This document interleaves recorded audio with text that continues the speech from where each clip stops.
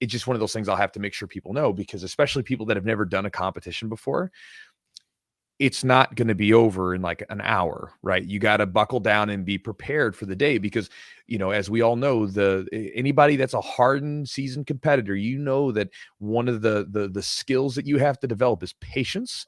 Yep. And being able to play the waiting game, because competitions, that's a big part of it. And knowing how to properly wait, as silly as it sounds, is important, because, if you sit around and watch all your matches, you're going to get exhausted. Like I had to tell a couple of the white belts that were on our team, I was going up to one of them, and even one of our blue belts, and she's watching the matches, and I'm like, hey, so you're watching these matches right now? And they're like, yeah. I'm like, do you feel like your chest is thumping a little harder? Do you feel like you're a little bit more amped up right now watching? They're like, uh-huh.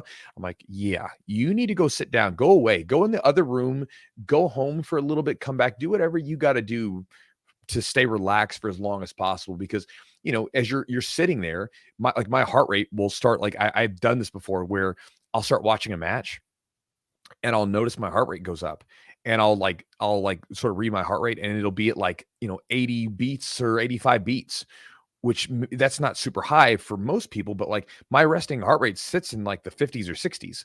Like it's usually very low, but all of a sudden I'm like pumped up, adrenaline's flowing, and I'm watching. Energy. Yeah, exactly, because I know I'm going to have to be up, so I have to get away from it, and I have to go get space.